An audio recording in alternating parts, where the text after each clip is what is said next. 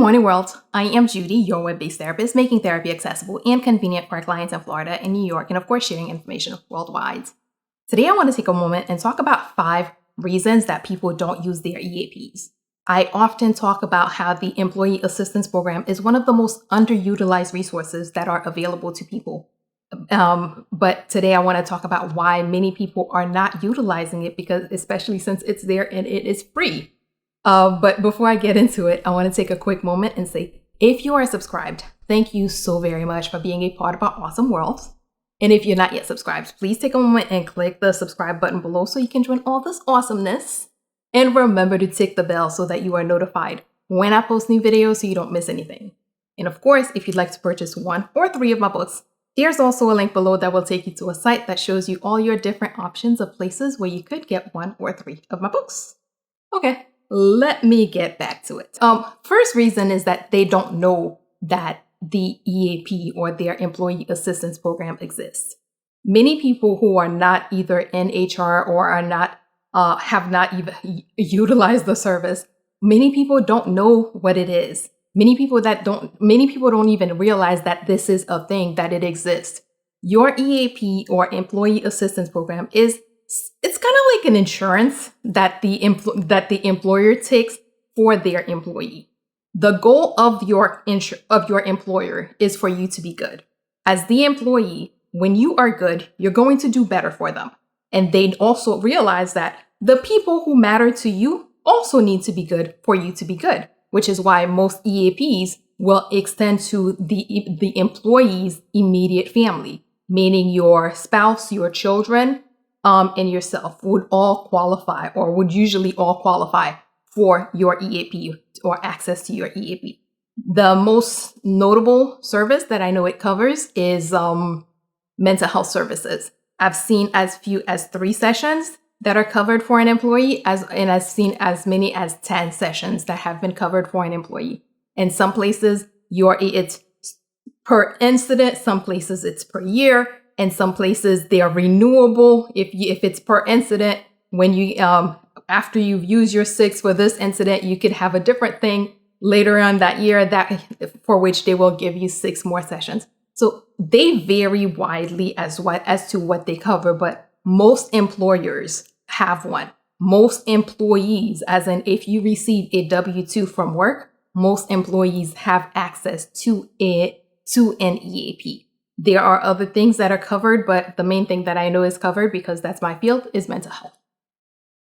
Second, people don't realize that they are eligible for it.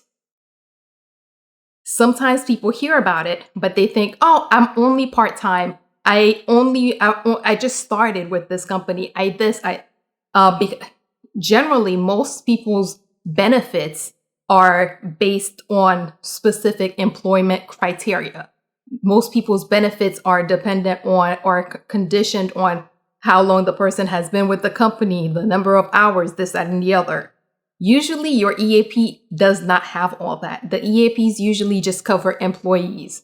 And how it works is that the employer pays the insurance company who usually administers the EAP. They pay the company who administers the EAP a fee per employee that they have, and which usually covers all the employees, including the part-time employees, including the people who just started. So if you are working for a company, most likely you qualify for that company's EAP. And the other thing is, if you are an employee of a company that has an EAP, more often than not, your immediate family, your spouse, your children also qualify for that EAP. So one of the reasons people don't use it is they don't think they qualify. They don't think they meet the criteria. Yes, more than likely you do. And the way you find out, or the way you confirm that you do, is reaching out to the EAP. Which brings me to number 3. They don't know how to access it. EAP access is pretty much the same as your regular health insurance access. They discuss it at that intro when you first got hired. They talked about it. You might not have been paying attention, but they did. The other thing is, if your employer has some type of benefits portal, it's usually going to be in that benefits portal. And if it's not if you don't have a portal and you don't remember hearing about it when you first got hired, it's possible that if you walk into an HR office, or if there's an HR portal at your job, because I know there's not a lot of places are not doing the in-person offices.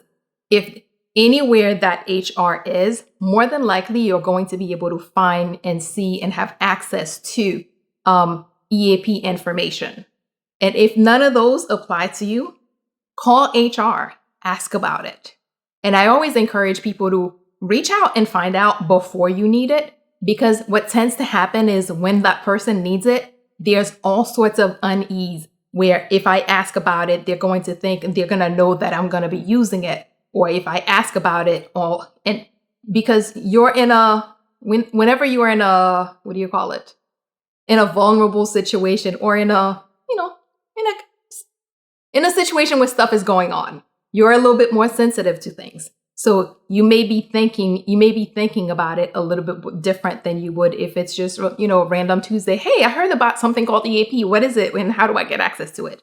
More than likely, your HR people, your benefits administrator at your employer is going to be able to say, hey, this is where it is. This is where you get the information, or this is the number. One thing I always make sure I do whenever I do a crisis response, I make people take their phone out. Like, take your phone out right now and put this number in your phone. I give them paperwork, but I always make sure they save the number, because that number, once they save the number, they're more likely to use it. And accessing it is as easy as calling, hey, I'm experiencing some issues. I would like to explore the EAP benefits. They give you a list of they send you a list of providers. You pick the provider you want. They approve your admission or your allotment for that time, and you and your provider figure out the rest. It's as simple as that. You just make that one phone call, and they will give you that list, and that's it. Yeah. 4, they don't want others to know that they're getting help or that they're using this benefit. This is why it helps to already have the number when you don't need it. Because if you get it, if it's already there, you already have access to it, just like your insurance information, you already have access to it. Then when you need it, it's less of an issue to reach out, because you don't have to go to HR. And I am aware that, yes, sometimes a lot of people, even in HR, have loose lips. I am aware of that. And that is something that people do consider, that matter to people. So make sure you have that number. Make sure you have access to your services, so that if and when you do decide to use them, and I tell people, use it because it's there. Regardless of whether or not you use it, the employer is going to be paying for it. So since it's there, you're earning it by being an employee, use it. Finally. And I hear this often. People fear that if they use their EAP, the employer will find out that they use the EAP and what they were discussing in their sessions. That is not true. Generally, how it works, once you reach out to the EAP, you tell them, hey, this, that, and the other, and they authorize your sessions. That's pretty much the end of it with them. Once you select your employer, depending on who the administrator is of your EAP, some of them do require a diagnosis, some of them don't. But that's about the extent, that is the actual extent of the EAP's involvement, is that when I submit the bill, I do have to submit a diagnosis with it. What happens to that? It stays with the insurance company, just as if you used your regular health insurance. The company is not bringing that, hey, so-and-so came and used it. And again, similar to your insurance company, when you use your EAP, there's not they don't send a report to the employer that says, hey, employer number 8, blah, blah, blah, that person came and used the service. It's not like that. There's not a reporting that's happening so that people are, in your business and knowing that you're using the EAP. And I have never had to disclose or discuss or share any information about an EAP client that I have seen. Hopefully, I will never be faced with that. Okay, let me do a quick recap. First reason people don't use their EAP is that they don't know it exists. It exists, it's there for all the employees and their families usually. They don't realize they're eligible. Most people who receive a W-2 from their company are eligible for the EAP. And in addition to the employee's immediate family, spouse, children are usually eligible. 3, they don't know how to access it. It's in your it's in your benefits packet, it's in your benefits portal, or you can always ask HR. They don't know, they don't want others to get help, to know that they're getting help. Most likely, nobody else will unless you tell them.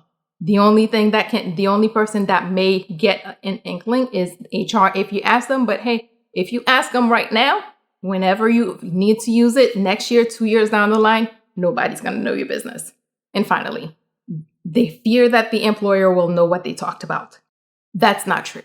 I've never had to disclose to an employer what an employee discussed during a session that was covered by EAP, and I don't believe that is not part of the package. It's just like using your insurance, your health insurance, where your employer doesn't get a report of, hey, this is what the person came to see us for, and this is what they talked about. It doesn't work that way. So if you are going through something, please do consider using your EAP, because it is there, it is free, it is available to you, and you earned it just by being an employee of that company. As always, if you or someone you know happens to be going through something that is more than you can handle, please remember that there are professionals like myself who are available, able, and willing to help, and you have EAP who will pay for it. So please make sure that you figure out who those people are in your community so that if you need them, you can reach out and get the help that you need. And that is all we have for today. Good morning, world. Have an awesome day.